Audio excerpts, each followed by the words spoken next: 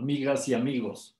Para mí es un gusto poder estar nuevamente con ustedes y poder compartir algunas reflexiones en relación a lo que se conoce como buen vivir. Y al día de ayer les dije que lamentablemente no voy a hacer mi presentación en alemán, sino que la haré directamente en español. Agradeciendo la invitación y agradeciendo tus generosas palabras, Jaike, empiezo retomando lo que para mí podría ser el mensaje central de la tan interesante, tan potente presentación que escuchamos el día de ayer de Aram Said. La promesa de la modernidad, no la promesa del desarrollo.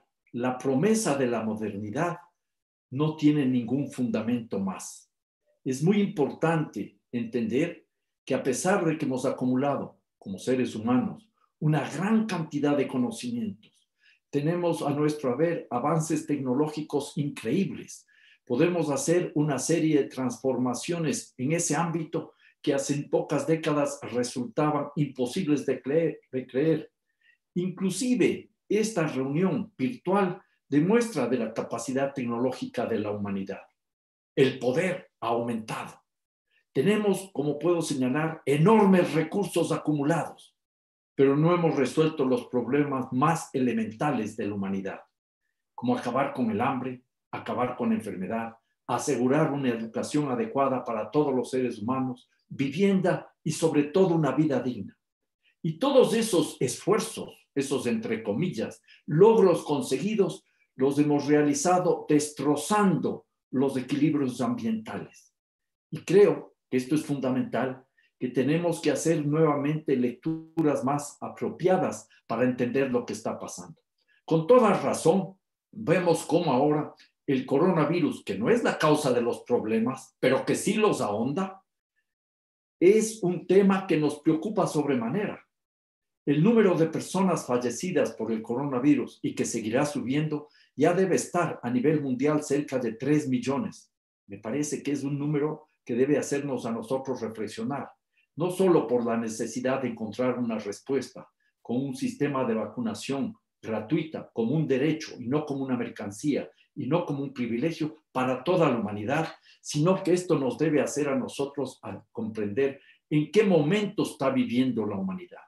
Y tenemos, digo yo, que aprender a hacer mejores lecturas. Estamos preocupados y con toda razón por la cantidad de personas que fallecen por el coronavirus, por la tragedia que eso representa. Pero nos hemos preocupado de igual manera por la cantidad de personas que día a día fallecen por desnutrición o hambre. Según informaciones que he obtenido, al día mueren 26,000 personas por desnutrición o por hambre. 10 millones de personas en el planeta. Y no es un tema de falta de alimentos. Producimos alimentos para 10,000 millones de personas. Vivimos en el planeta 7,600 millones de personas a la actualidad. Y día a día se van a su casa con hambre, cerca de 1,000 millones de personas. Y esto ha subido en medio del coronavirus, en medio de la pandemia del coronavirus, sobre todo con las políticas que se han puesto en marcha, que han tendido a buscar la normalidad responsable de las anormalidades que podríamos seguir mencionando. Otro tema que me llama a mí poderosamente la atención, la situación creciente de contaminación en las ciudades. 8 millones de personas fallecen al año por problemas de contaminación del agua y el aire en las ciudades. En suma, los límites biofísicos están siendo superados y los seres humanos vemos cómo no solo hay problemas ambientales, sino crecientes explosiones sociales. Las rebeliones de los pueblos en diversas partes de nuestro mundo demuestran que la gente está disconforme, que está sufriendo. Y lo grave es que sigue mucha gente soñando con la posibilidad de alcanzar la modernidad, el consumo para todos, el bienestar para todos. Y ni siquiera los avances materiales resuelven esa posibilidad. Los economistas conocemos lo que se llama como la paradoja de Sterling. Crece la economía, pero no aumenta la felicidad. Eso se ha medido como para países como Alemania, Japón, los Estados Unidos y para casi todos los países ricos. El crecimiento per cápita de la economía ha sido creciente en las últimas décadas, 5 o 6 décadas. El índice de felicidad se mantiene estable o en algunos casos declina. Entonces, en ese escenario, donde aumentan las violencias y el autoritarismo, donde, como sucedió el año pasado, se incrementó el gasto en armas en una cantidad mucho mayor que lo que habría sido necesaria para erradicar la pandemia del coronavirus. En ese mundo donde aumentan esas situaciones de injusticia, de inequidad, deberíamos comenzar a hablar ya no simplemente de desarrollo, sino del mal desarrollo, de un sistema que mal desarrolla a los países ricos y a los países empobrecidos. En ese contexto es donde tenemos que buscar las alternativas. Y me alegra sobremanera que haya participado mi gran amigo Ashish Kotari y que él ya haya mencionado el libro del pluriverso. Efectivamente, trabajamos 5 años. Un amigo, el ya mencionado de la India, Ashish Kotari, uno de Colombia, Arturo Escobar, un brillante pensador al que le mencionó un par de veces a Ramsey ahí. Ariel Saleh de Australia, Federico de María de Italia, y participé yo. Y el libro les muestro, ya que Ashish Kotari hizo la propaganda del libro en inglés, yo les hago la propaganda del libro en español. Pluriverso, un diccionario del postdesarrollo. Un libro que está disponible ya en Perú, en Colombia, en Bolivia, en España, en Ecuador, el mencionado libro ya en inglés, y está a punto de salir el libro en italiano, y también va a salir el libro en portugués. Lamentablemente en alemán no hemos conseguido el dinero, Heike, para la traducción, a pesar de que ofreció publicar con Verlag. Ojalá logremos hacer eso. Pero lo que interesa aquí es tener claridad de que hay muchas alternativas. No hay una sola alternativa, hay muchas alternativas. Y entre esas muchas alternativas podemos nosotros encontrar elementos potentes para pensar de una manera diferente el mundo y construir otros mundos en clave de pluriverso en lo que llamamos el buen vivir en Ecuador o vivir bien en Bolivia. Me parece que ese es el mayor potencial de esta idea del buen vivir. Ver el mundo de otra manera y simultáneamente plantear opciones para construir otro tipo de relaciones sociales y de relaciones naturales. ¿Querías decir algo? Perdona, sí, que te interrumpa. Sabes que tenemos un problema con la traducción y es porque parece que tú tienes en tu globito la traducción activa. Si por favor la pones en inactiva, podremos escuchar todos. Perdona que te interrumpa. No, no hay ningún problema. Aquí dice que está apagado. ¿Está inactivo? Y sí, está apagado. Si estás en Dolmetschen. En Dolmetschen, apagado. Inglés, alemán, español, apagado. Inactivo. Bueno, entonces no es el problema contigo. Seguramente el problema también. Bueno, perdona que te haya interrumpido. ¿Puedo continuar? Ok. Decía entonces que el buen vivir nos permite hacer lecturas diferentes de la realidad y también, y eso es uno de los elementos que conforman su mayor potencial, pensar cómo podemos construir otras formas de organizar la vida de los seres humanos entre sí y de los seres humanos con la naturaleza. Y entonces comienzo a explicarles rápidamente algunos elementos sobre lo que significa el buen vivir. Para empezar, más que un concepto, una teoría, es una sumatoria de vivencias. Y esto es clave y fundamental.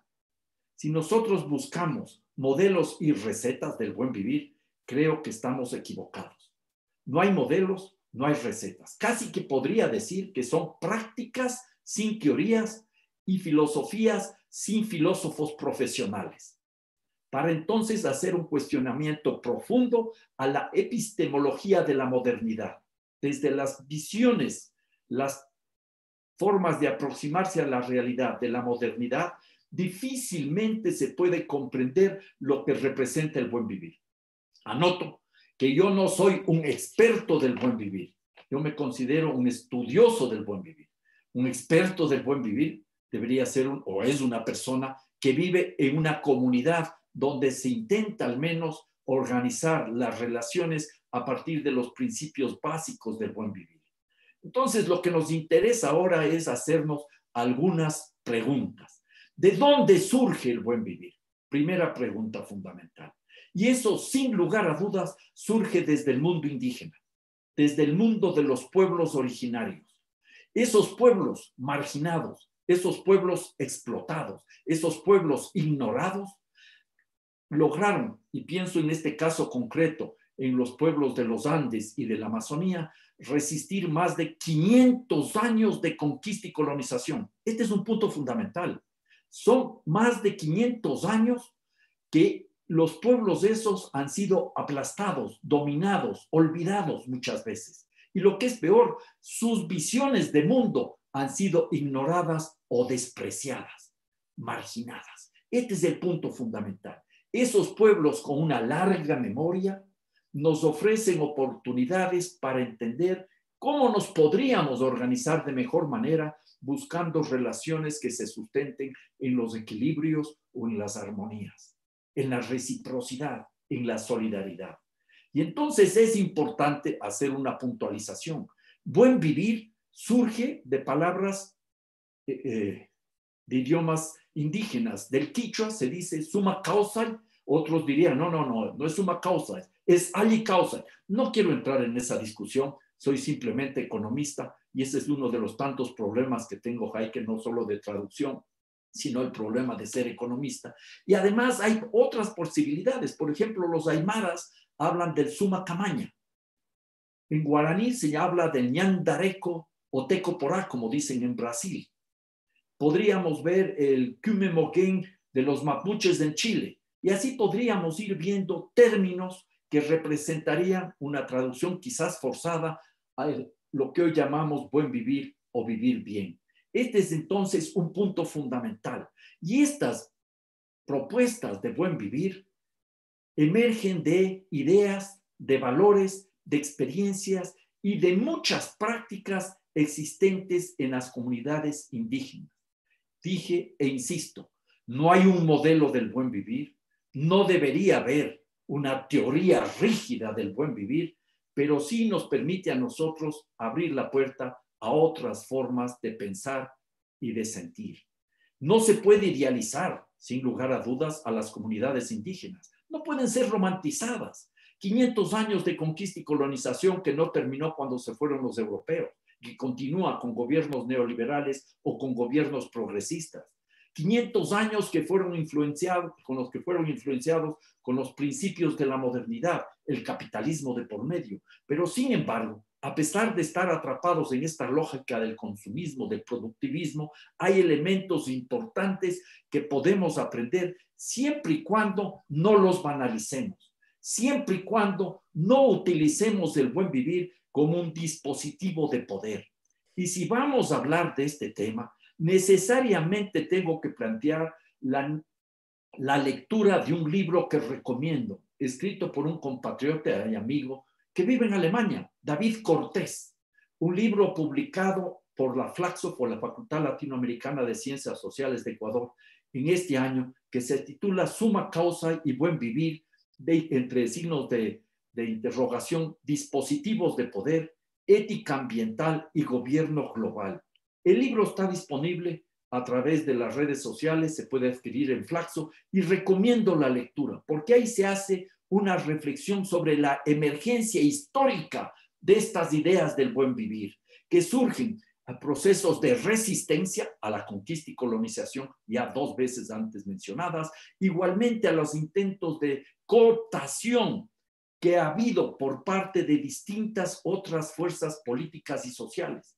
Por ejemplo, David habla de las influencias de lo que sería, entre comillas, la paz bíblica, la influencia de organizaciones internacionales y también los riesgos que ahí aparecen cuando podrían surgir los comisarios políticos del buen vivir, personas que se encargan de mantener la línea correcta de lo que serían estas propuestas que emergen desde el mundo indígena.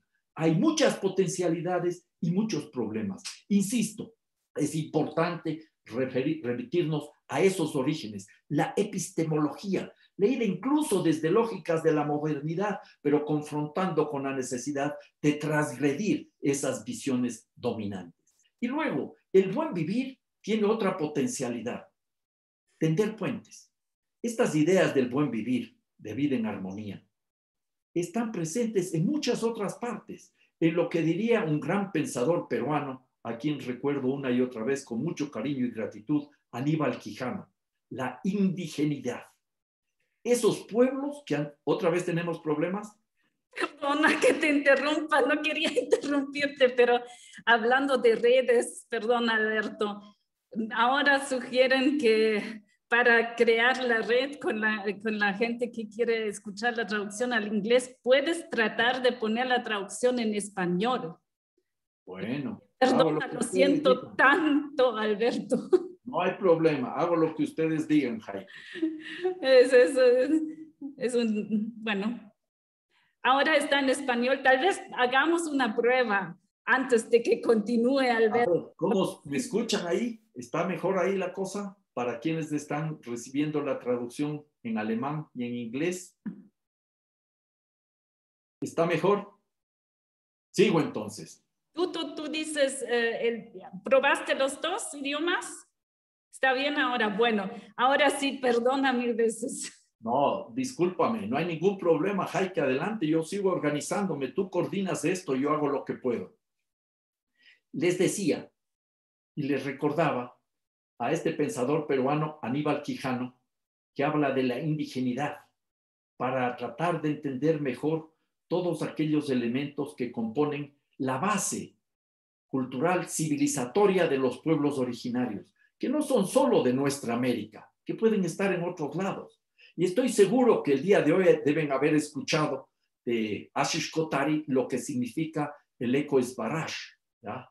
Esa ecología, esa agroecología radical con una democracia verdadera desde las comunidades. Pero también hay las visiones de África, el Ubuntu, que creo que nos da un mensaje muy potente para construir otro tipo de relaciones humanas. Tú eres porque yo soy porque tú eres, tú y yo somos. Y eso en clave también de relación con la naturaleza. Visiones similares hay en el Kyosei, en Japón, o podemos encontrar en la convivialidad del ya mencionado ayer Iván Illich, o en la comunalidad de los zapatistas. Y así podemos nosotros ir ampliando el ámbito para encontrar una serie de lecturas interesantes que tienen algunos puntos en común, no son iguales, pero hay similitudes que nos permiten a nosotros ir construyendo múltiples alternativas. Y eso se enriquece con enorme fortaleza de las propuestas que vienen desde el mundo de las luchas feministas, la economía del cuidado o de los cuidados. Se enriquece con las visiones ecologistas, con las visiones de la decolonialidad planteadas de los pueblos originarios. Inclusive yo diría que aquí habrá que recuperar la potente encíclica del Papa Francisco, la Laudato Si, del año 2015, donde ya se hace cuestionamientos al antropocentrismo y se abre la puerta a lo que es fundamental, entender el grito de la tierra y el grito de los pobres. Y diría yo, simplemente para recordar algo que lo he vivido directamente, en Alemania también ha habido algunos intentos tremendamente interesantes. Hay discusiones sobre el buen vivir, das gute Leben, como se dice en alemán, y eso está presente en muchas partes, no solo esta reunión, sino que incluso en la ciudad de Colonia, desde hace ya creo que 6, 7 años, se realiza una vez al año el Día del Buen Vivir, der Tag des guten Lebens, ¿ya? Y eso es un momento para comenzar a repensar la organización de esa ciudad de una manera diferente. Pero claro, también hay manipulaciones, también hay lógicas perversas. En el caso de los países de Ecuador con sus gobiernos progresistas, el buen vivir se transformó en un dispositivo de poder y en una herramienta de propaganda. Se le vampirizó el concepto y se hizo simplemente un ejercicio de intento de modernización del capitalismo sin que se haya avanzado en la construcción del buen vivir. Y también en Alemania, hace unos 4 o 5 años, el gobierno de la señora Merkel invitó a un gran diálogo ciudadano sobre el buen vivir. Y le preguntaron a la señora Merkel, ¿qué significa el buen vivir? ¿Por qué convoca usted al buen vivir? Y ella respondió textualmente, para que Alemania siga siendo lo que ha sido. Damit es Deutschland bleibt, wie es war. O sea, para seguir haciendo lo mismo, se utiliza el concepto del buen vivir como un dispositivo de poder. Pero, ¿qué es el buen vivir? ¿Cómo podríamos definir el buen vivir? Sin quedarme amarrado en una definición, yo entendería el buen vivir como la vida en equilibrio del ser humano consigo mismo, o la vida en armonía. Pero aquí hay un tema adicional. No es el individuo aislado, es el individuo en comunidad. Entonces es la vida en armonía del individuo con sus congéneres en su comunidad. Deberíamos dar un paso más. No solo se trata de nuestra comunidad, porque eso nos podría llevar a posiciones nuevamente reaccionarias, porque podríamos hablar de nuestro Lebensraum, nuestro espacio vital, ¿ya? Que tiene una connotación tremendamente dolorosa en el caso de Alemania, si nos remitimos a su historia. Y en ese escenario entonces tendríamos que ver que tiene que haber equilibrio entre las comunidades, extrapolando pueblos y naciones y países. Esa sería una visión global de buen vivir. Pero además, y esto para mí es clave y fundamental, se trata de la vida en armonía o en equilibrio del individuo y las comunidades con la naturaleza. Somos naturaleza. No podemos estar al margen de la naturaleza. Y en ese escenario, yo de esa definición sacaría unas 3 conclusiones básicas, que las quisiera enriquecer antes de llegar a esas 3 conclusiones básicas o ejes fundamentales con una frase de un líder indígena ecuatoriano que es el señor Luis Macas. Esperen, le tenía aquí la frase y este rato no la encuentro.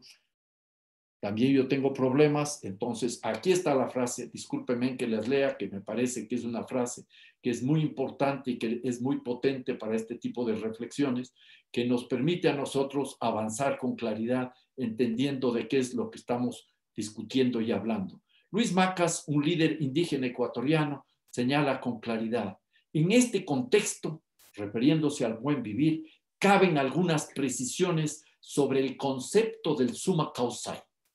A partir de nuestras vivencias, podemos decir que se trata de un concepto que es la columna vertebral en el sistema comunitario. Es una construcción colectiva a partir de las formas de convivencia de los seres humanos, pero ante todo en coexistencia con otros elementos vitales, donde se constituyen las condiciones armónicas entre los seres humanos, la comunidad humana y las otras formas de existencia en el seno de la madre naturaleza. Desde nuestra comprensión, la vida es posible en tanto existe la relación y la interacción de todos los elementos vitales. Luis Macas Ambuludi, que es un líder indígena saraguro ecuatoriano. Esta aproximación que nos da Luis Macas consolida aquel intento de definición que les hice yo en lo que planteo lo individual, lo comunitario y la naturaleza. Y nos lleva entonces, en primer lugar, a fortalecer el sentido comunitario de la vida. Les mencionaba que el individualismo a ultranza se ha transformado ya en una grave enfermedad social. En Inglaterra y en Japón existen los ministerios de la soledad para atender la situación de abandono de millones de personas, no situación de pobreza. Tenemos que reencontrarnos con los seres humanos y eso implica repensar nuestras relaciones vecinales. Hay todavía espacios de comunitarismo en varias partes del planeta y en otros lugares habrá que reconstruirlos. ¿Cómo hacerlos? No hay receta, pero yo creo que es fundamental comenzar a pensar esos lazos de comunidad que son fundamentales desde los barrios y desde los espacios rurales. Tenemos que reencontrarnos con nuestros vecinos y con nuestras vecinas. Tenemos que comenzar a replantearnos nuestra cotidianidad en clave de comunidad. Esto quizás es algo cada vez más urgente, más indispensable si leemos la situación que vivimos ahora por el coronavirus y el gran confinamiento.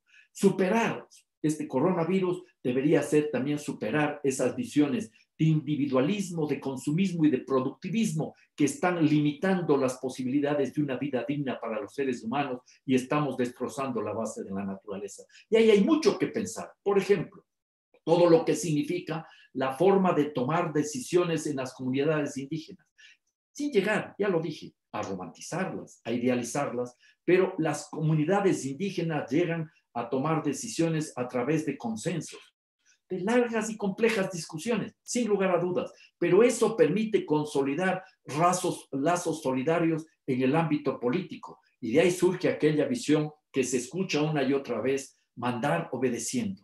Sus líderes, sus dirigentes tienen que mandar obedeciendo, tarea muy compleja de cumplir, como hemos visto en algunos gobiernos con gobernantes indígenas.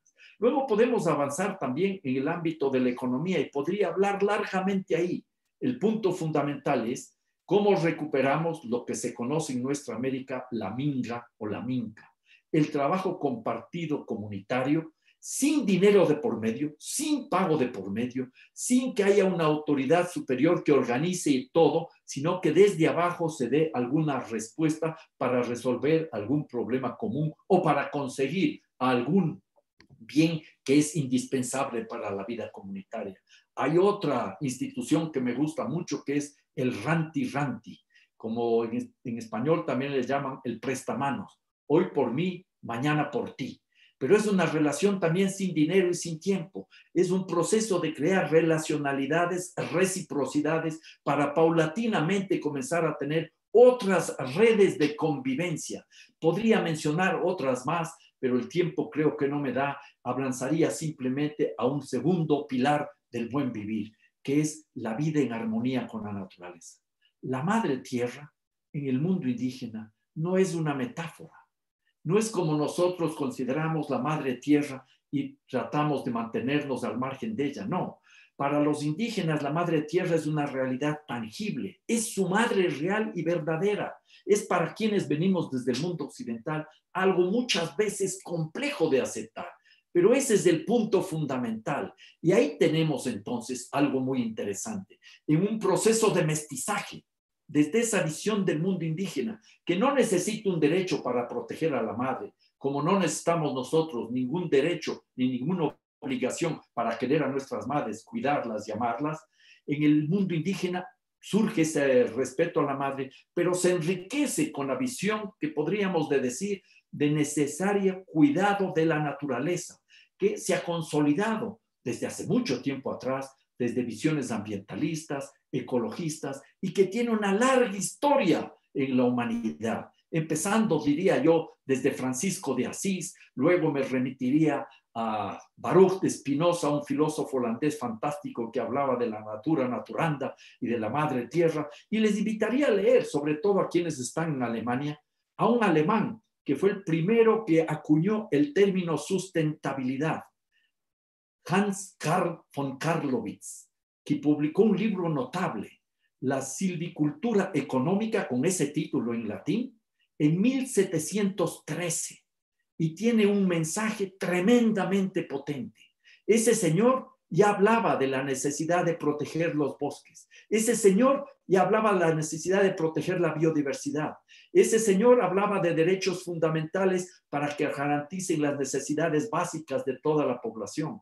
Él hablaba de la necesidad de priorizar la producción natural antes que la especulación, y él se opuso a que se siga ampliando la sustentabilidad de las potencias emergentes europeas, 1713, en base a la apropiación de colonias. Hay mucho que aprender de esos personajes. Y entonces, en ese proceso de mestizaje, emergen los derechos de la madre tierra, los derechos de la naturaleza como sujeto de derechos. Y ahí hay mucho que decir y ahí hay mucho que aprender.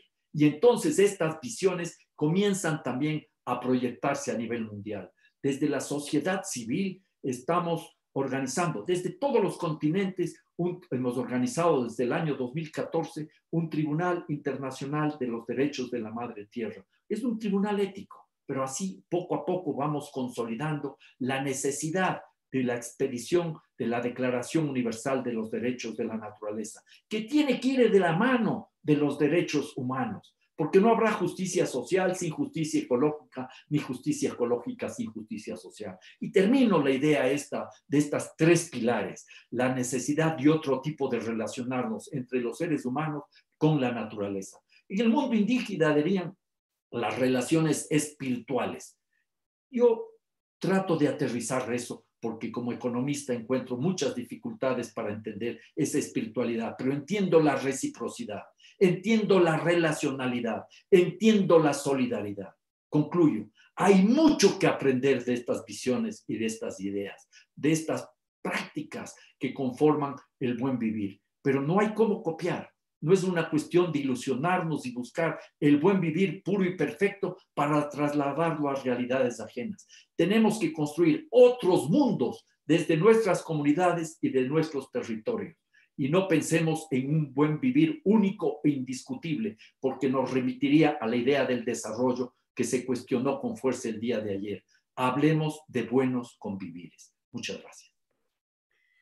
Muchas gracias, Alberto. Muchas gracias por darnos muchas ideas y también vincularlo muy bien a las discusiones que hemos tenido realmente y enfatizar eso, ¿no? De que muchos mundos que es complejo, que debe ser complejo y que, como tú dices, no hay modelos, no hay recetas, pero sí hay caminos. Eso es lo que yo como un poco.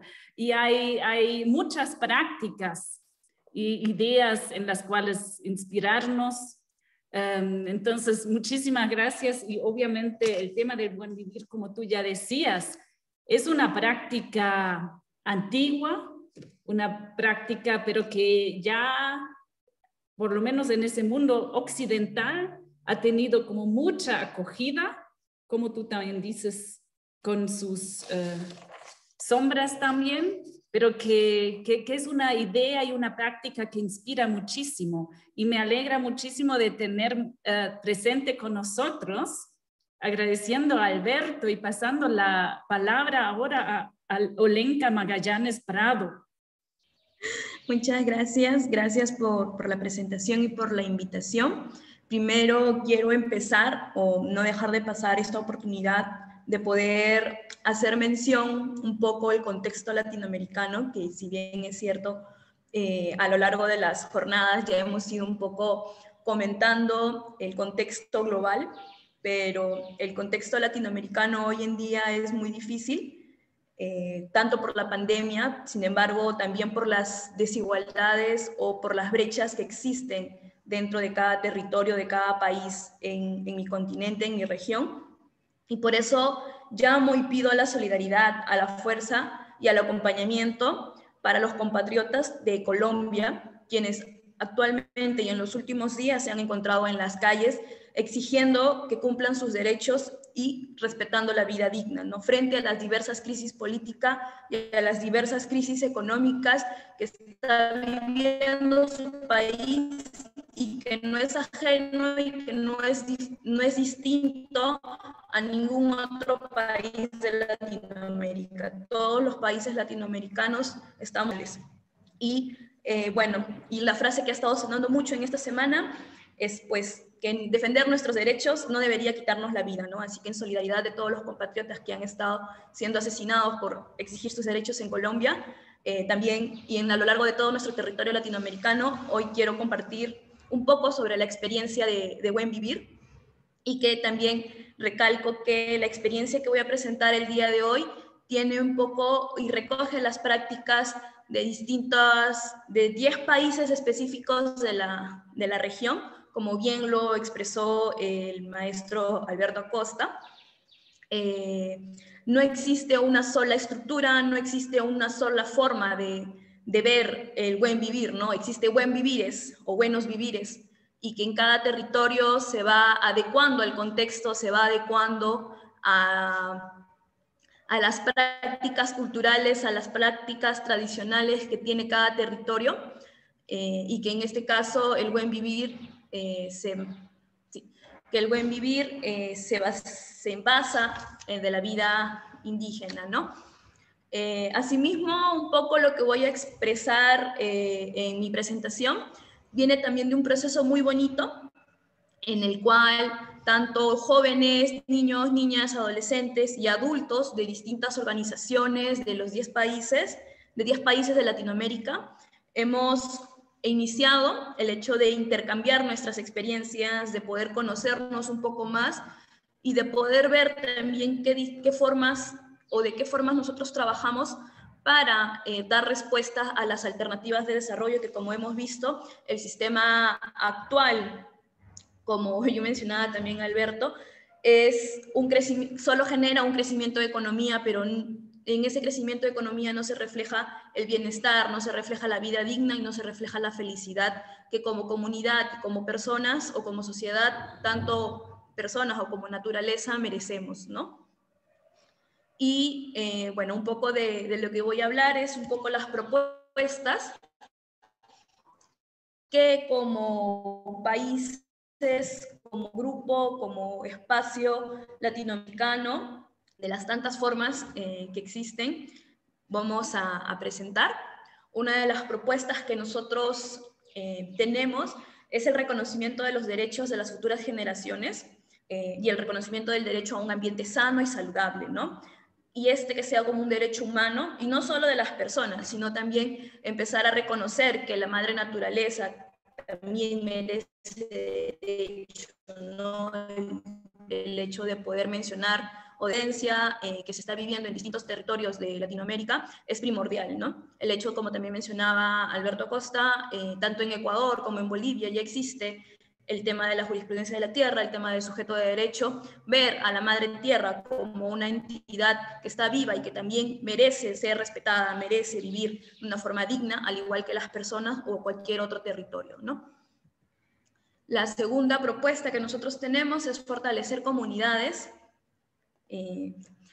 comunidades tanto de forma tradicional, no solo en los espacios rurales, sino también en los urbanos, y que esto también fortalezca las prácticas, la mirada socioeconómica y política, y también en cómo nosotros incidimos como agentes políticos activos, priorizando siempre la vida o la naturaleza y no solo la economía. Creo que es tiempo también ya de entender que nuestro objetivo no es generar economía, no es el dinero, tenemos que entender que el dinero puede ser un mecanismo para poder conseguir algunas necesidades que también nos han enseñado, pero como también se menciona, no es importante y no es banalizarlo, ¿no? Porque sabemos que ese sistema lo único que ha generado el hecho de conseguir mayor economía es violentar a la madre tierra, ¿no? Se ha generado lo que es la violencia ambiental en cada uno de nuestros territorios y que no solo perjudica a nuestra madre tierra, que también ha venido perjudicando a la salud de las personas, ¿no? El caso actual, que es el tema de la pandemia, también tiene un contexto desde la crisis ambiental, desde también este sistema que nos han impuesto simplemente para beneficiarnos económicamente, pero en cuanto a la salud, en cuanto al bienestar, seguimos sin mejoras, ¿no? Y al contrario, seguimos perjudicándonos entre todos y entre todas. El tercer punto, o la tercera propuesta, es el retorno a la naturaleza, ¿no? El retorno al centro de la vida, reconocer la importancia de cuidar a nuestra madre tierra, la importancia de una alimentación saludable y la valoración de la naturaleza. Y es que fomentar el retorno a la vida es que nosotros podamos aprender o desaprender, sobre todo el hecho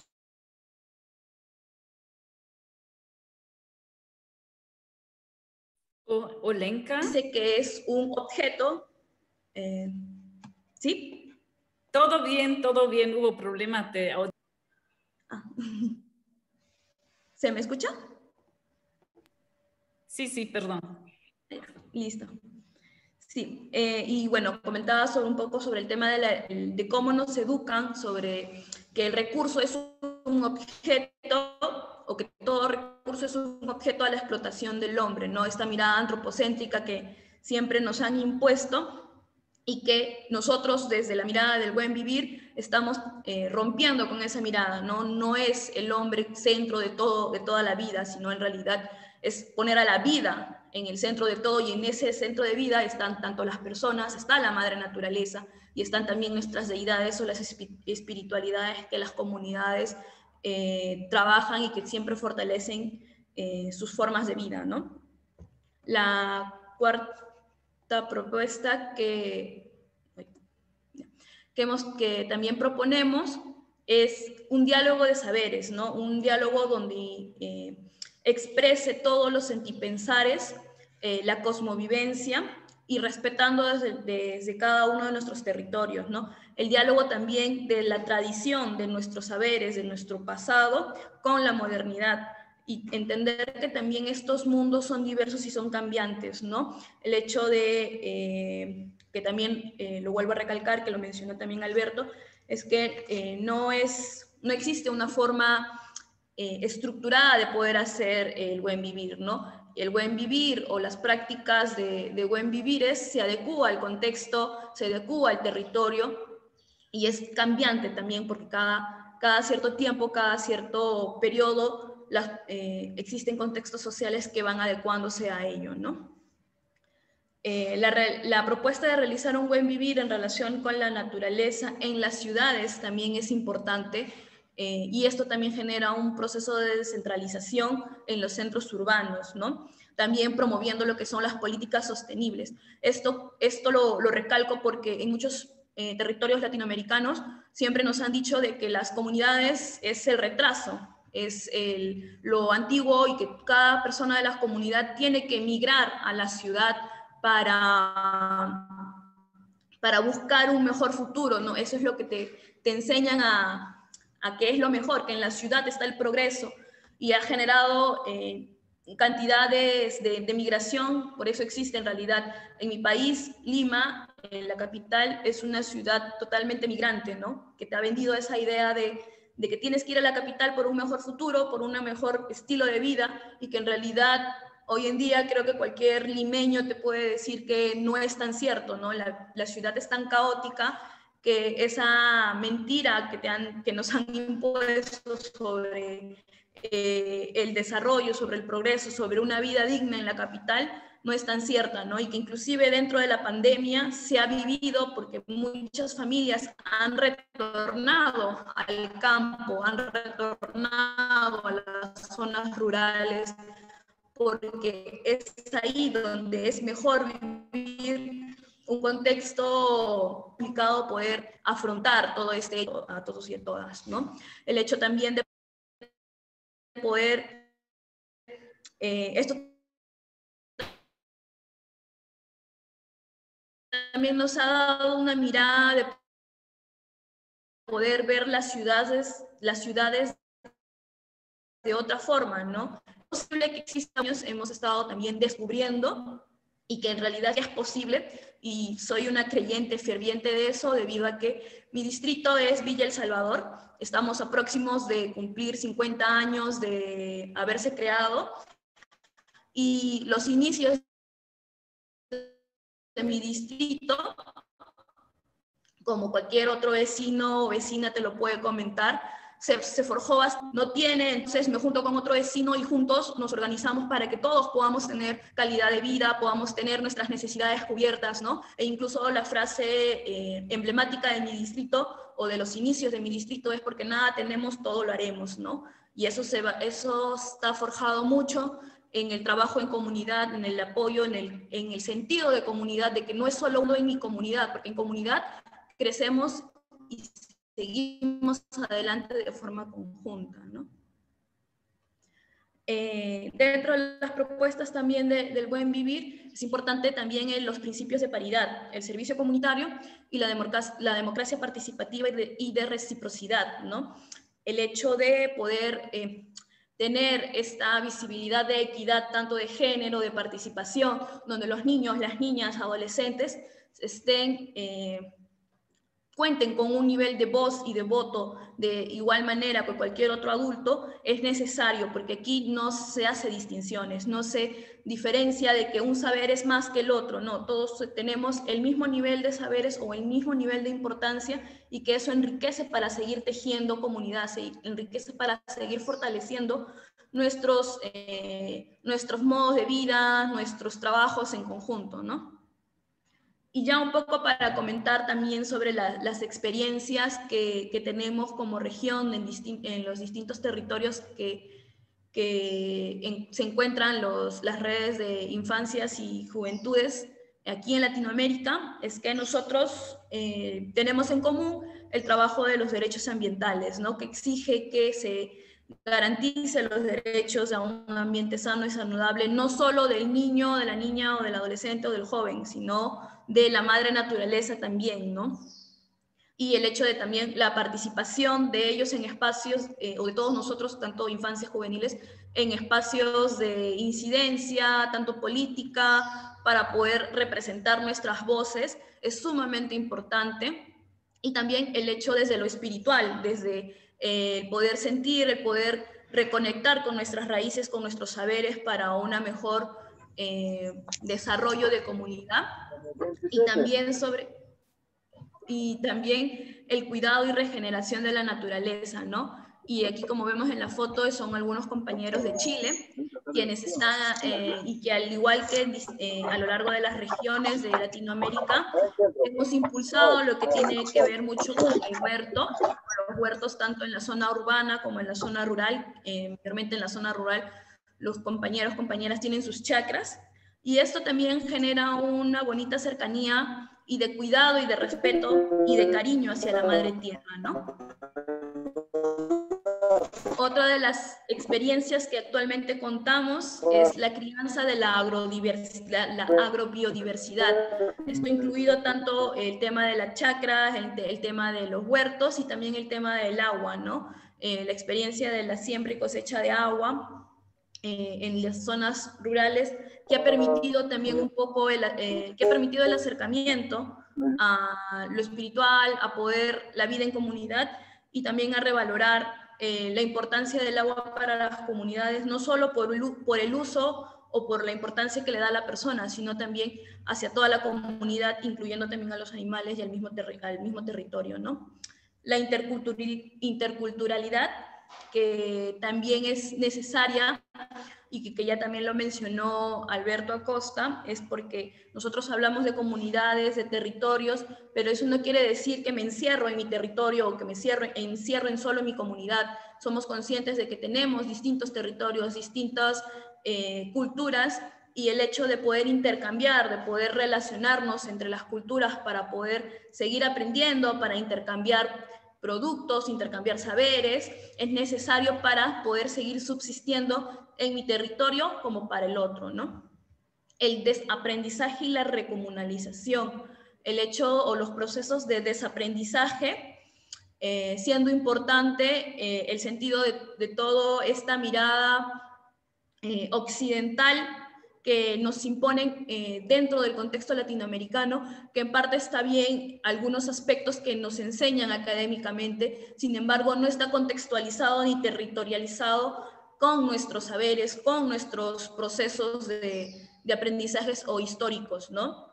Y es el hecho de poder desaprender lo que de repente académicamente nos enseñan y entender que no es la única verdad, que es distintas formas de poder aprender, de poder saber desde una mirada más técnica, más práctica, desde los oficios, desde el trabajo en chakra, que también es una forma de aprendizaje y de recomunalización en cada uno de nuestros procesos, ¿no? También a lo largo del territorio latinoamericano hemos prometido de que seguimos con espacios alternativos a la educación, con esta mirada, ¿no? De seguir aprendiendo, de seguir intercambiando experiencias, donde la mirada de la madre naturaleza sea centro, sea la mirada biocéntrica, esté por encima de todas nuestras prácticas, y también entender que la revalorización de las culturas, de nuestra propia cultura, también nos va a ayudar a seguir pensando sobre nuestros futuros o cambiar también nuestra realidad actual, ¿no? Y ya para ir terminando, bueno, otras de las experiencias es el tema de la promoción de las comunidades urbano-rurales solidarias, ¿no? Que esto también es un poco el tema que ha surgido últimamente en tras la pandemia ya hace un año. Muchas familias no tenían qué comer, no tenían cómo afrontar la pandemia, tanto económicamente, alimentariamente, distintas formas. Hemos sido afectados, y el hecho de poder recuperar las comunidades, el retornar a las ollas comunes, el organizarse de forma vecinal, de forma en comunidad, ha permitido que muchas familias puedan sobrellevar la pandemia, ¿no? El intercambiar, el te invito de repente un plato de comida, o nos organizamos entre todos y así aportemos mínimamente un dólar o $3 o lo que tengamos en el bolsillo en forma conjunta, sumamos y podemos preparar alimentos para toda la comunidad, para las diversas familias que no tienen y que sí era necesario poder hacer ese llamado, ¿no? El tema de las propuestas educativas desde la educación popular, ambiental e intercultural, ¿no? Que ya lo había mencionado antes, el hecho de mirar los procesos educativos con un contexto más territorial a la región Latinoamérica, es algo que nosotros hemos venido inculcando en cada uno de nuestros espacios de formación, y que tiene que ver mucho con la mirada desde el buen vivir, desde el territorial también, ¿no? Y el trabajo en comunidad, las mingas, el trabajo del que yo te ayudo porque es necesario poder apoyarnos, porque necesitas de mí, como yo también en algún momento voy a necesitar de ti, y de forma conjunta nos apoyamos y juntos somos capaces de poder seguir adelante, de seguir construyendo nuestra vida en conjunto y de forma digna, ¿no? Y también, como ya lo mencionaba, la necesidad de poder buscar el buen vivir en el espacio urbano, ¿no? El hecho de ser ciudades conviviales donde en el espacio urbano podamos disfrutar también de una vida digna, de una vida plena, no lo caótico que siempre se considera aquí, al menos en la región latinoamericana. Cuando uno piensa en ciudad, piensa mucho en los buses, en el tráfico, en el caos, y es una forma de cómo uno entiende la ciudad. Sin embargo, descubrimos que dentro de la ciudad hay espacios o experiencias de comunidad, en donde, por ejemplo, los niños, niñas se organizan para ir a visitar los ríos que atraviesan las ciudades, para ir y cuidar los parques que aún tenemos en las ciudades, porque a pesar de que sean pocos los espacios naturales o los espacios verdes, tenemos ese cuidado y ese cariño y ese vínculo con la naturaleza, ¿no? Y es por eso también de esta forma es que hacemos los diálogos de saberes en la ciudad, debido a que la gran población migrante que se encuentra en la ciudad no simplemente se ha venido y se ha olvidado de todos sus saberes, de todas sus prácticas que tuvieron en sus comunidades, ¿no? A lo largo del territorio podemos ver que nuestras prácticas se encuentran en la ciudad y que hemos logrado esa convivencia y esa armonía o ese diálogo entre lo urbano con mis saberes, y que lo ponemos en práctica, ¿no? Inclusive ahora el tema de la pandemia ha sido muy común que en las ciudades, por ejemplo, hablemos sobre las hierbas medicinales, ¿no? El hecho de poder curarnos o de poder aliviarnos la gripe, el dolor de garganta con nuestras plantas medicinales, preparar nuestros remedios caseros, ha sido un proceso de aprendizaje que tanto entre las familias y entre las organizaciones hemos brindado y hemos compartido esos saberes, ¿no? El otro lado también el hecho de poder crear nuestros propios huertos, de poder sembrar nuestros propios alimentos, debido a que incluso en la pandemia uno de los focos infecciosos han sido los mercados. Y en el mercado o en los centros comerciales donde había tanta aglomeración, donde uno iba y adquiría sus alimentos, también era posible un punto infeccioso donde tú podías llevar el virus y te podías contagiar tú y podías contagiar a toda tu familia, ¿no? Y la importancia de poder promover los huertos, de promover los alimentos propios, de tú poder mismo sembrarlos y de poder criarlos, cosecharlos y tenerlo y luego llevarlo a la mesa, ha sido una experiencia muy bonita para muchas familias, pues les ha dado la esperanza de que es posible también otras formas de vida, incluso mismo dentro de la ciudad, ¿no? Y ya para terminar, siempre me gusta terminar con este cartel, que fue una de las actividades que hicimos mucho antes de la pandemia. en donde niños, niñas, adolescentes salieron a las calles en un contexto urbano, donde en el centro de la capital, por ejemplo, en mi país, por ejemplo, la capital está atravesada por el río Rímac, ¿no? Y muchas familias o muchas personas que transitan por ese río, por esa plaza que está al lado del río, desconoce que en realidad es del río donde viene el agua que llega a casa, ¿no? Los niños prepararon todo una actividad, ya sea desde el lado artístico como desde el lado de incidencia, porque muchos de ellos con sus botellitas con sus botellas de agua fueron y se acercaron a las personas que estaban dentro de la plaza y le preguntaban, ¿no?, si ellos serían capaces de tomar agua contaminada, agua sucia, agua negra, ¿no? Y ellos, obviamente, las personas se sorprendían porque es imposible que uno pueda beber, ¿no? Pero al lado estaba el río que te alimenta, que te da de beber y está contaminado, no lo cuidamos, no somos conscientes de que el río que está atravesando nuestra ciudad, que viene desde los Andes y que atraviesa todo nuestro territorio, es nuestro río que nos alimenta, ¿no? Y más allá de eso, también es poder tener un vínculo con el río, empezar a tener la mirada de ser consciente, porque muchas veces pasamos por esos lugares, por los lugares naturales, y no somos conscientes de que está el río, de que está el bosque, de que están los animales, y no los cuidamos o no le damos el debido respeto que ellos también merecen, ¿no? El río merece nacer desde la cuenca, desde lo más alto, y todo su camino hasta que desemboca en el mar, el río merece transitar todo su camino de forma libre, de forma alegre y de forma limpia, y que todo el ecosistema o todas las formas de vida dentro del río también merece vivir de forma digna y de forma sana y saludable, ¿no? Y eso es todo lo que quería compartir el día de hoy, y espero que también haya sido necesario para todos y para todas. Muchas gracias.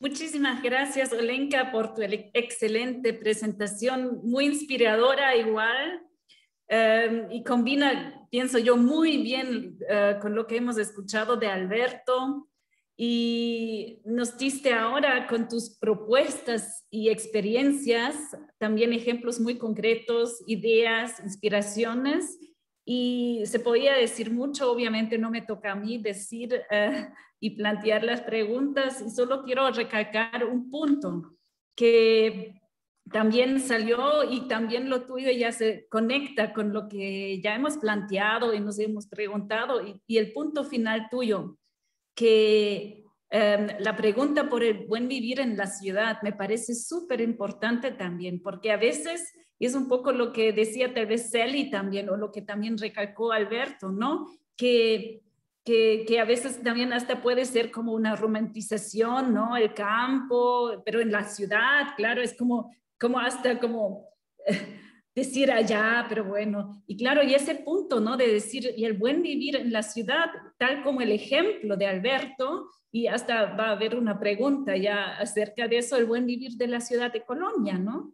Que también puso Alberto. Te agradezco muchísimo, y agradezco, y ahí también hago referencia a varios comentarios en el chat, que tú hayas mencionado la situación en Colombia, que muchas gracias por informarnos, porque es algo que no sale en todos los medios de comunicación, pero también de alguna forma decirlo y también ponerlo aquí como un contexto real, actual y muy importante, ¿no? De tener presente que ahora esto está pasando en Colombia. Y muchas gracias, refiriéndome a eso también de la contextualización a los dos, porque también ustedes como que aterrizaron las preguntas también en el contexto de la pandemia, que también me parece súper importante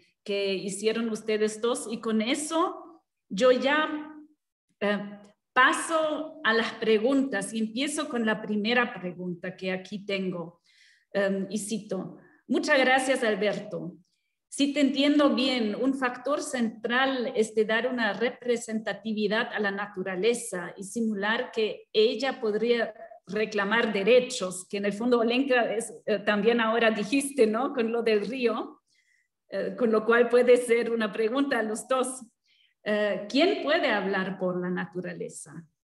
¿En qué foros la ciencia y además, claro, hablando del tribunal, en dónde está la diferencia al proponer de dar un precio a las aportaciones de la naturaleza? ¿En dónde está la diferencia? Ya, doy la palabra a Alberto y Olenka, luego también a ti. Se ha puesto como pregunta a Alberto, pero quisiera que tú también respondas. Espérate. Listo, tengo ya el micrófono.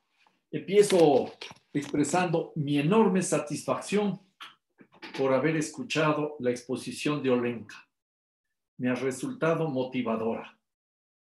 Empiezo reconociendo la necesidad de expresar nuestra solidaridad con las colombianas y los colombianos. Nuestra solidaridad tenemos que expresarla en este momento y tenemos que estar conscientes, como ella dijo, como Olenka señaló, que este tipo de luchas se están dando una y otra vez en nuestra América. Sobre todo desde octubre del año 2019, Ecuador, Chile, Colombia, Perú hace pocos meses, nuevamente Colombia, y Chile sigue luchando por desterrar la constitución de Pinochet. Creo que en nuestra América hay procesos muy interesantes que se enriquecen inclusive en medio de la pandemia. Sería muy bueno, Heike, organizar una reunión para sacar esas lecciones de cómo se están reconstruyendo espacios comunitarios en medio de la pandemia.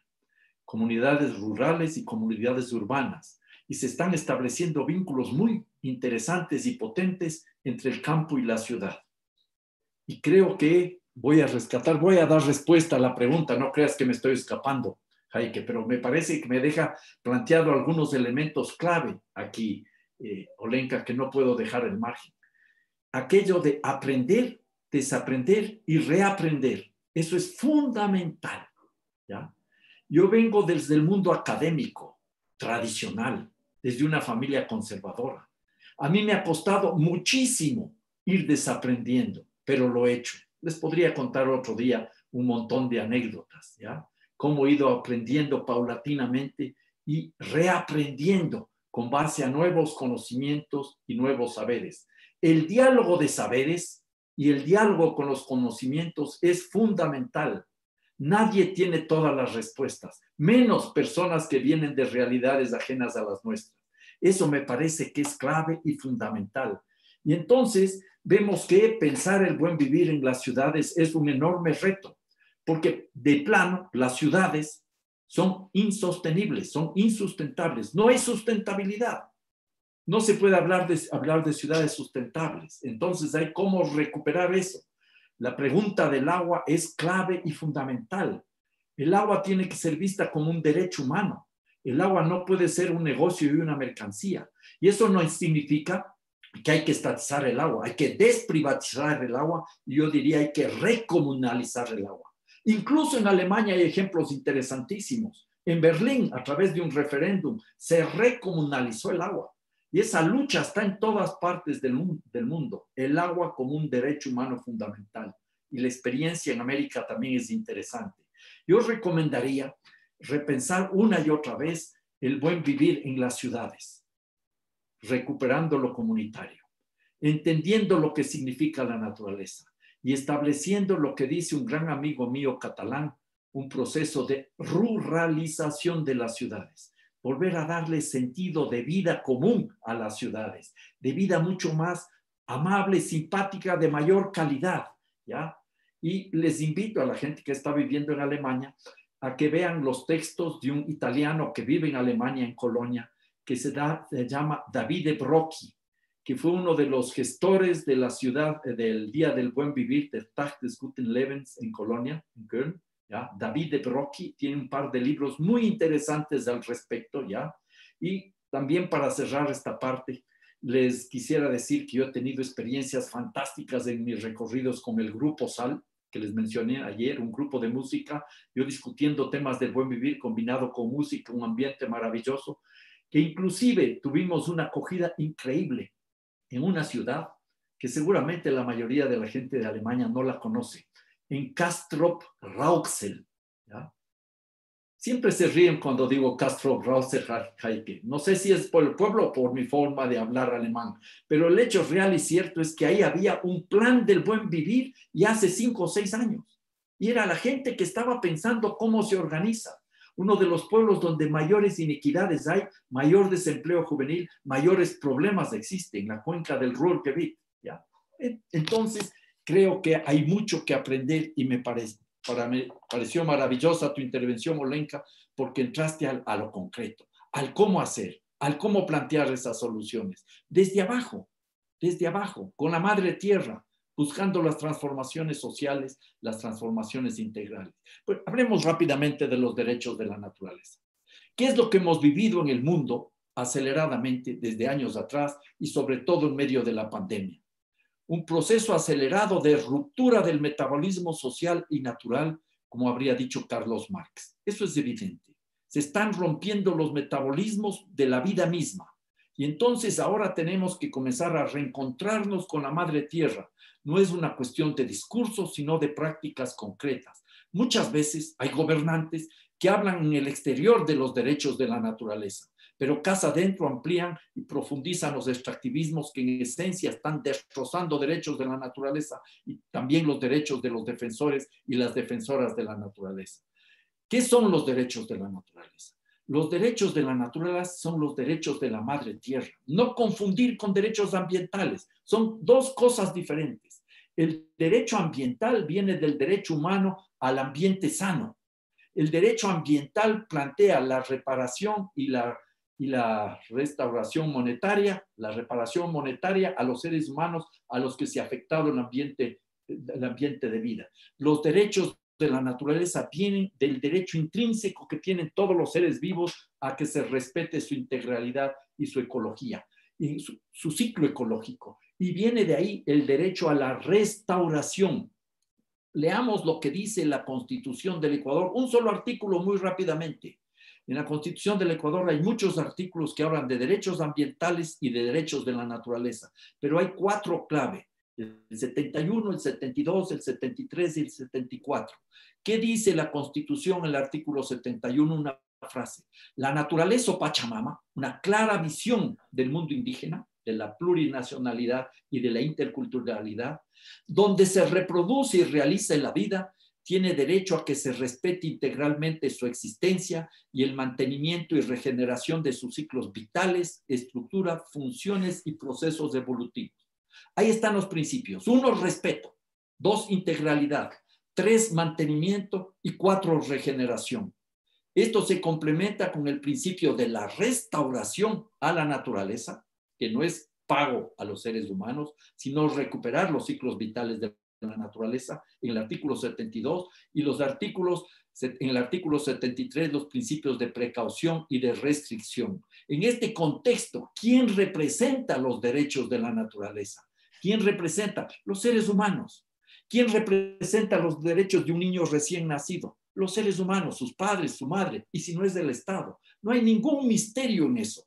Hay que entender que nosotros, en este ejercicio de práctica racional, concluyo, le damos derechos a la naturaleza. Pero en realidad, quien da derechos es la naturaleza. La naturaleza nos da el derecho a vivir.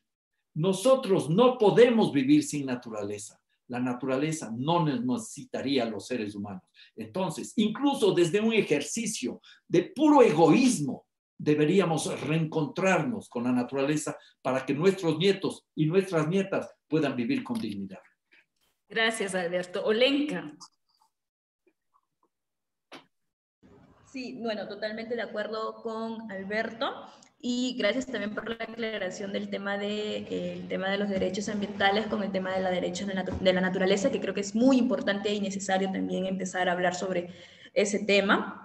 Y bueno, coincido totalmente con Alberto en respecto a la a el tema de quién exige los derechos de la madre naturaleza, porque sí, hay personas que te preguntan y te dicen cómo el río va a hablar, cómo el río te va a ir y se va a ir a la corte a exigir su derecho, que lo están contaminando, pero en realidad son las personas, la comunidad que vive y que está aledaña al territorio, al río, a los bosques, son los quienes pueden conversar, también ellos dialogan con el río, ellos sienten también el mismo sentir de los ríos, de los bosques, de todo contexto o de todo territorio natural, y son ellos quienes exigen y levantan la voz, y que inclusive en muchos territorios latinoamericanos se da, ¿no? Los defensores ambientales son quienes han venido en los últimos años exigiendo el respeto y los derechos de la madre naturaleza, aún así no se le reconozca como tal, ¿no? Solo eso quería agregar.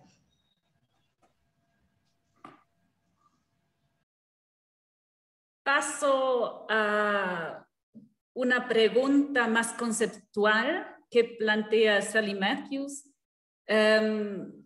Primero agradeciendo a los dos, y pregunta si existe o cuál es la diferencia y las similitudes entre buen vivir y summa causae. Si existen también disagreements. Sí.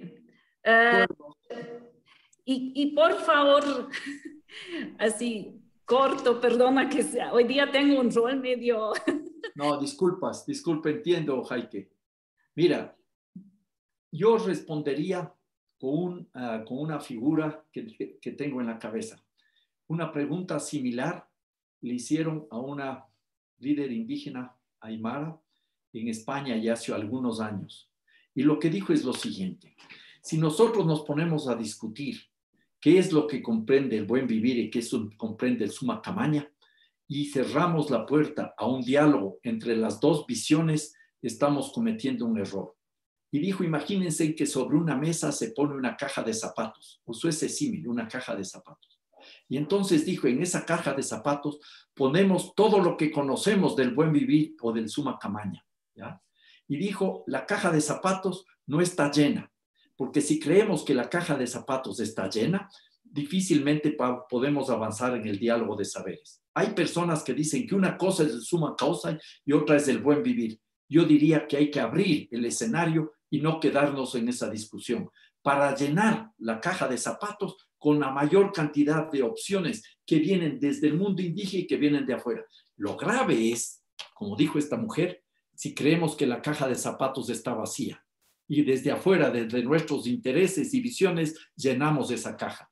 Hay que abrir la puerta para el diálogo, para tender puentes que nos permitan ir construyendo todas las alternativas posibles. ¿Hay diferencias? Por supuesto que hay diferencias entre el summa causa y el ñandarreco de los guaraníes o el summa camaña. Hay diferencias, pero el tema no es simplemente las diferencias, sino los puntos de unión. El buen vivir, en síntesis, es buena vida digna para seres humanos y seres humanos no dolce vita para unos pocos a costa del sacrificio de la mayoría y de la destrucción de la naturaleza. Una pregunta para Olenka. ¿Deberían incorporarse en la educación elementos del buen vivir? ¿Conoces experiencias? ¿Puedo hablar desde la experiencia de Perú? Aquí, dentro de los distintos proyectos o territorios que tenemos en Perú, se han iniciado procesos de educación intercultural ya desde los últimos 5 años, si no me equivoco, en la cual y también existen espacios alternativos de educación donde involucra las prácticas desde los saberes ancestrales, desde los saberes en las comunidades, en la malla curricular de los territorios. Esto obviamente no se da, por ejemplo, en la zona de la capital, pero sí en regiones a lo largo del territorio de Perú existe lo que es la educación intercultural, y que es inclusive una carrera de docencia actualmente, donde el jóvenes, el que quiere ser docente de educación intercultural va y puede estudiar en la universidad, pero en realidad es práctica también desde los saberes, desde las mismas comunidades, y en una experiencia donde logré visitar una comunidad en Ayacucho, sí, no, puedes ver también que son las mismas comunidades, son los mismos sabios quienes intercambian sus saberes, y que eso también se lo enseñan en los colegios, ¿no? El hecho de poder ir en comunidad o inclusive, ¿no?, en la selva. También me ha tocado ver de cómo los estudiantes de un centro poblado van con sus docentes, con sus familias, y son ellos mismos quienes van y visitan las chacras, conocen los secretos de cómo sembrar, de cómo cosechar, y todo es un intercambio o una enseñanza desde el buen vivir, desde el respeto, el cariño y hacia la madre naturaleza, desde mis saberes, desde mi territorio también, ¿no? Muchas gracias. Voy a otro tema, bueno, recogiendo a los niños estudiantes, pero la pregunta es, Alberto, desde tu perspectiva y experiencia, ¿cuál sería el rol de los niños, niñas, adolescentes y jóvenes en las normativas que buscan dar derecho a la naturaleza? Que también Olenka obviamente puede responder. Eso está en línea con lo que estaba ya planteando Olenka, la necesidad de replantearnos, de repensar la educación. Sí. La educación debería tener principios fundamentales. Por ejemplo, en lugar de dar paso a visiones individualistas, la comunalidad. En lugar de dar paso a visiones que favorezcan la acumulación, la reciprocidad. En lugar de dar paso a visiones que favorezcan la competitividad permanente, podría ser la reciprocidad. Y así podríamos ir hablando de otros principios. Pongamos una lista de principios básicos que organizan los estudios, las escuelas, los colegios, las universidades en el mundo de la civilización occidental, y pongamos los principios que deberían ser los alternativos del buen vivir. E imaginémonos cómo podría ser otro mundo desde esa perspectiva. En lugar de estar buscando la acumulación permanente, la competencia permanente, en lugar de buscar el tener, recuperar el ser, el hacer, y de dar otra valoración a la vida comunitaria. Yo creo que ahí se podría aprender mucho de los pueblos de la indigeneidad, de muchas tareas. Y eso incluso se puede recuperar elementos que existen en Europa. Yo he mencionado varias veces en mis dos intervenciones, creo que ayer, ahora ya no, a Iván Illich, ese cura austríaco que era fantástico. Él hablaba de la descolarización. Él decía que no es una cuestión de meter más dinero en escuelas y colegios y ampliar el sistema actual, más profesores y profesoras, más vinculación de padres y madres. No, no, no. Hay que repensar íntegramente las escuelas. Hay que descolarizar en la lógica tradicional y crear nuevas formas.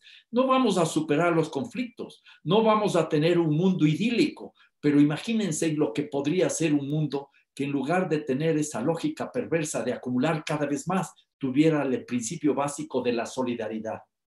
El yo con los otros, el yo con nosotros, y no el yo sin nosotros, sin los otros. Sería fundamental eso.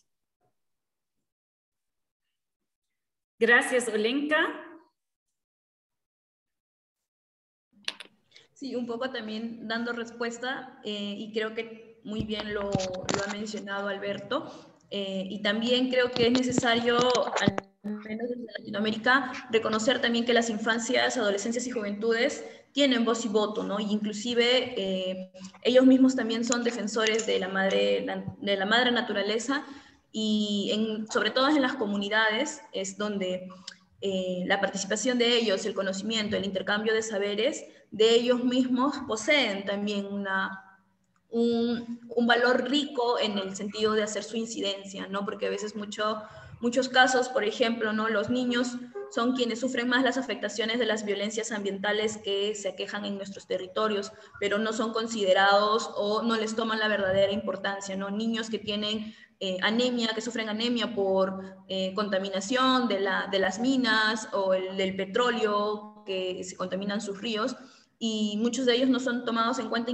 y que inclusive, ¿no?, los los gobiernos no hacen nada para poder revertir este hecho, ¿no? E inclusive los niños, niñas, adolescentes organizados, porque a lo largo de Latinoamérica hay muchos colectivos de infancias que trabajan el tema ambiental y que son ellos quienes deberían participar más en espacios políticos, en espacios de incidencia, para poder hacer escuchar sus voces y también poder respetar también sus exigencias, ¿no? Los que ellos piden,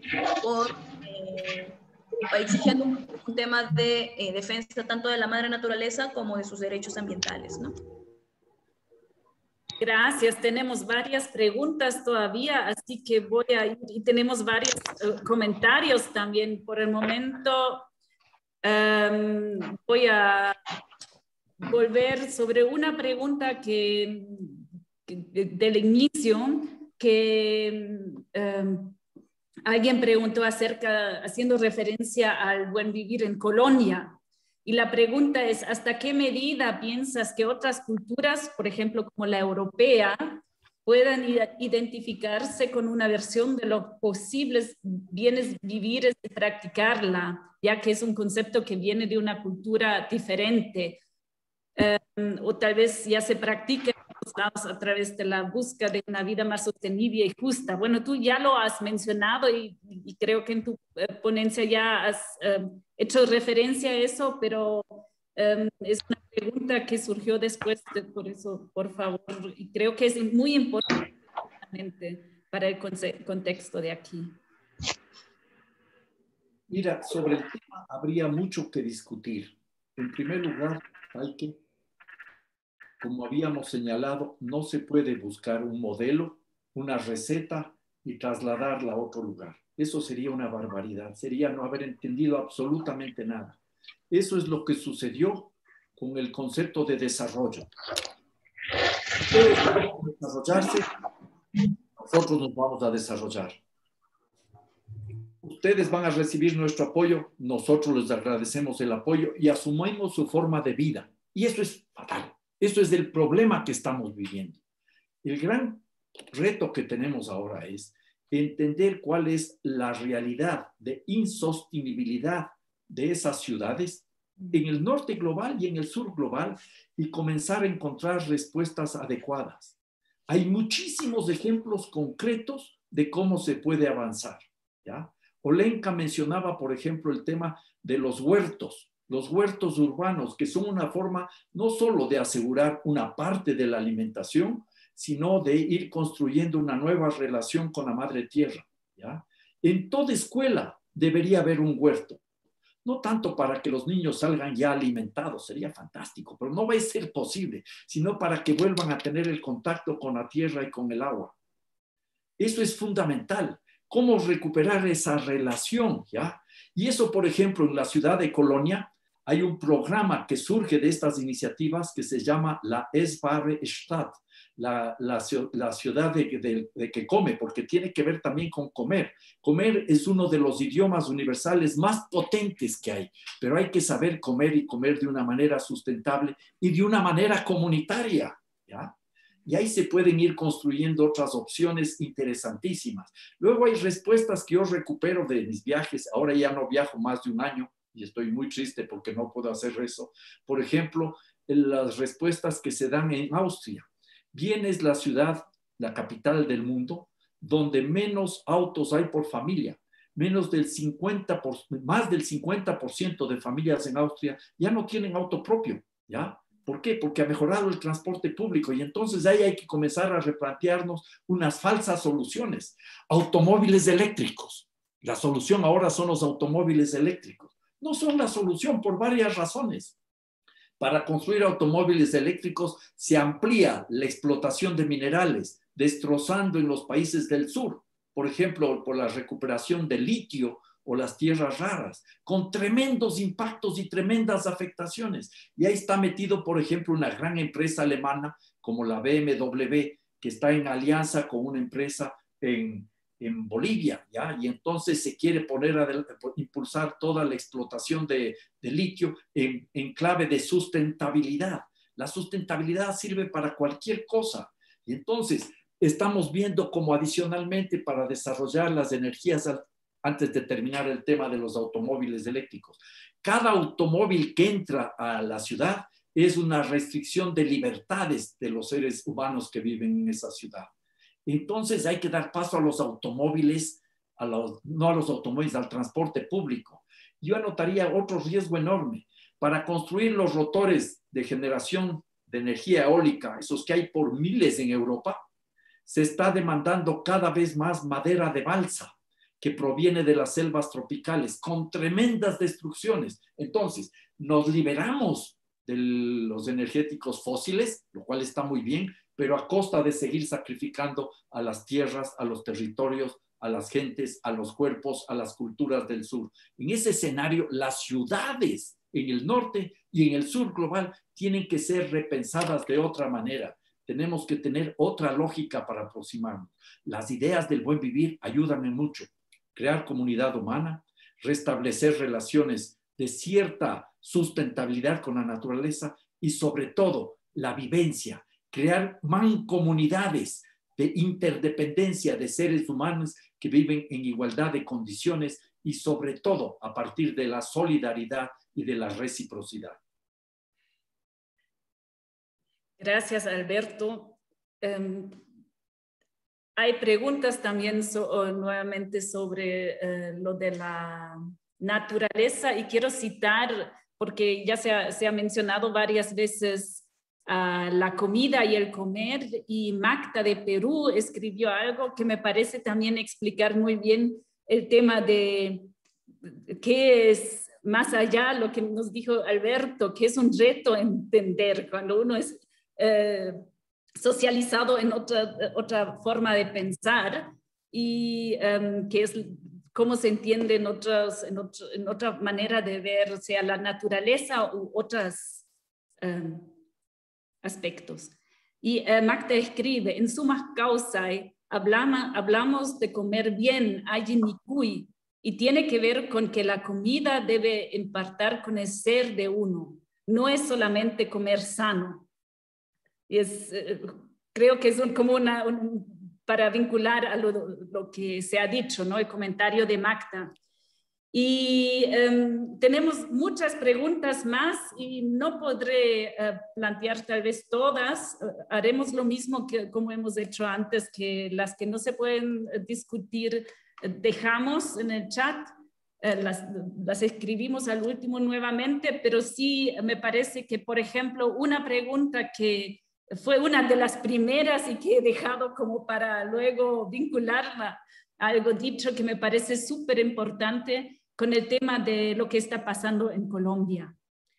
Y en el fondo, la pregunta es cómo avanzar con propuestas de buen vivir en fase de represión y violencia.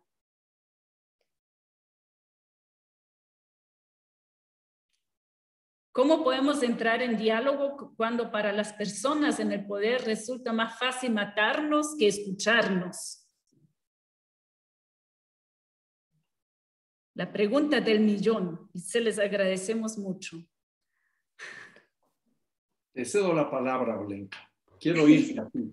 Quiero inspirarme en lo que tú vas a decir. Sí, supongo que es complicado, me quedó sonando la pregunta, pero tiene que ver mucho con el tema de mandar obedeciendo, ¿no? El hecho de qué autoridades se encuentran en el poder, qué autoridades nosotros escogemos también quienes estén en el poder. Y tiene que ver también con todo un trasfondo, incluye tanto la educación, el tema social, porque primero para el tema de las protestas, hoy en día, o al menos en los últimos años, las diversas protestas que se han dado en Latinoamérica han sido de forma muy organizada, con colectivos, ya sea de estudiantes, de sociedad civil, de padres de familia. Han habido una diversidad o un nivel de organicidad de los jóvenes, de toda la comunidad en sí, que ya desde ahí vemos una práctica de comunidad, de poder organizarnos y también tener en claro nuestros objetivos, nuestras exigencias, de que nosotros demandamos que se cumpla nuestros derechos, ¿no?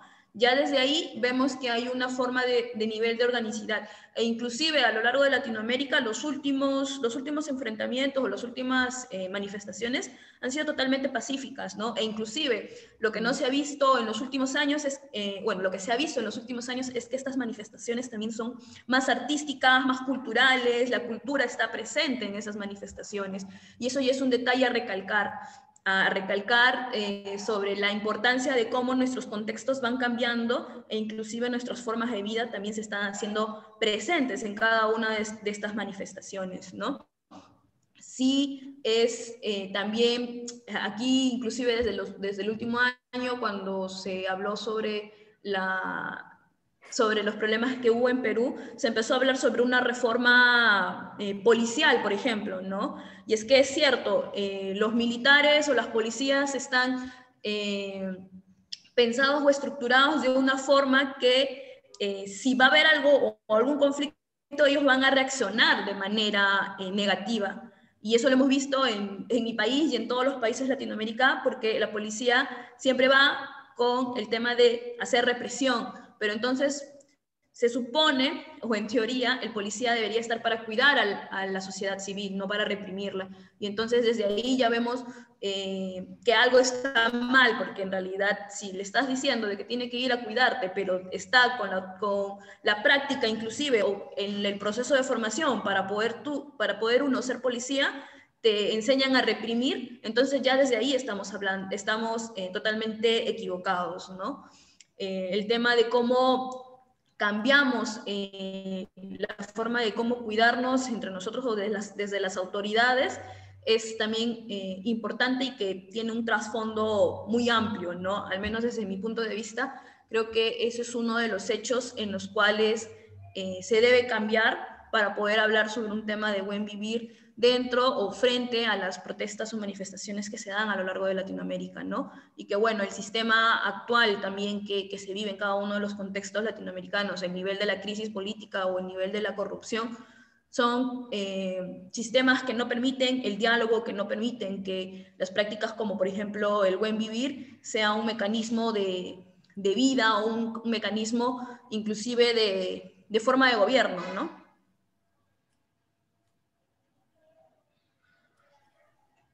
La pregunta es formidable, muy oportuna. Ya Olenka nos da algunas pistas. ¿Cómo hacer realidad estos buenos vivires en momentos de enorme violencia? Podríamos hacer varias reflexiones. Una, estos buenos vivires, estos valores, estas experiencias, incluso estas prácticas con las propias visiones, han estado presentes en los pueblos originarios desde hace más de 500 años, en medio de situaciones de permanente violencia, exclusión, propias de la conquista y colonización presentes hasta ahora. O sea que para esas comunidades, resistir y reexistir es algo normal. Estamos viendo cómo las comunidades, y Olenka nos dio varios ejemplos, durante la pandemia se reorganizan, se fortalecen, y las respuestas que están dando en estas manifestaciones populares en casi todos los países de América, no nos podemos olvidar también la terrible situación que se vive en el Brasil, son formas de decir no y sí, no a la represión, no a la exclusión, no a un sistema patriarcal y colonial que nos tiene postrados, y sí a organizaciones diversas, plurales de cómo vivir. No nos olvidemos que para los sectores populares el estado de excepción es la norma. Viven en permanente estado de excepción. ¿Cuántas personas no tienen acceso a un empleo digno? ¿Cuántas personas no tienen vivienda? ¿Cuántas personas no tienen un ingreso adecuado? Y todo eso agudizado en medio del gran confinamiento.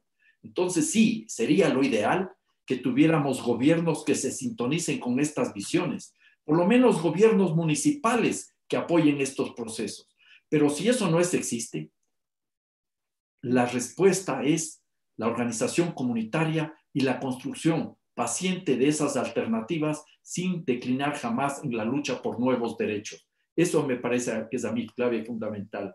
Y les cuento una anécdota, porque me imagino que ya no nos vas a dejar seguir hablando. Veo unas preguntas lindísimas ahí. pero quiero contarles una anécdota. En una de mis campañas, candidato a algo, recorrí a la ciudad de Guayaquil y llegué a un barrio suburbano, un barrio popular, muy popular. Y normalmente los candidatos o las candidatas tienen que dar discursos para conseguir votos. Entonces se para y da un discurso y habla y ofrece uno cualquier cosa, lo que tiene que ofrecer en ese momento, más o menos inteligente. Me iba a parar a dar el discurso y una señora se levanta y me dice, verá, economista, yo voy a votar por usted. Usted es mi candidato, usted tiene muy buenas ideas, pero no venga a mi barrio a decirme qué es lo que tenemos que hacer. Usted no conoce el barrio, usted no conoce los problemas, nuestras potencialidades, nuestros deseos. Siéntese y conversemos. Y después entre los dos y todo el resto del grupo planteamos alternativas. Para mí fue un mensaje formidable. No podemos esperar respuestas desde el Estado central. Hay que comenzar a construir mundos diferentes desde lo comunitario. Decía Olenka, porque nada tenemos, todo lo haremos. Imagínense en sus respectivos barrios cómo resolver todos los problemas existentes. Hagan el ejercicio y van a encontrar alternativas increíbles, ¿ya? En todos los ámbitos. Mientras más comunidad exista, mancomunidad exista, mientras más interdependencia exista, mayores niveles de seguridad y de convivialidad, de comunalidad, de una vida digna se puede construir en cada una de las comunidades y en cada uno de los territorios. Ese fue para mí un gran mensaje. Las recetas, las respuestas no vienen de arriba, no hay iluminados. Tenemos que entre todos encontrar esos caminos que están presentes. Caminos hay múltiples. Hay que coincido contigo. Lo que pasa es que hay que identificarlos, porque como decía Maquiavelo, sobre todo hay que tener cuidado de los caminos que llevan al infierno. Muchísimas gracias. Yo diría con lo que ustedes ahora han dicho, vamos a cerrar esta sesión. Realmente ha habido algunas preguntas y me da mucha pena que dejé como para último una pregunta pero ya son tan lindas por un lado las palabras que me parecen las palabras perfectas como cierre, por otro lado también en cuestiones de tiempo y me da mucha pena porque también tenía que ver con problemas técnicos y les pido disculpas por eso. Que solo para mencionar, había como una pregunta sobre espiritualidad y buen vivir, ¿no? Además hemos visto un video hoy día en la mañana donde niños han presentado su visión del buen vivir y hay el tema de la danza, de la relación del ritual con la Pachamama, que el bailar es una oración, ¿no? Etcétera, estaba presente. Entonces, claro, era una pregunta lindísima que era como para mí la pregunta para cerrar y simplemente disculpas porque era una de las primeras y el cierre ahora.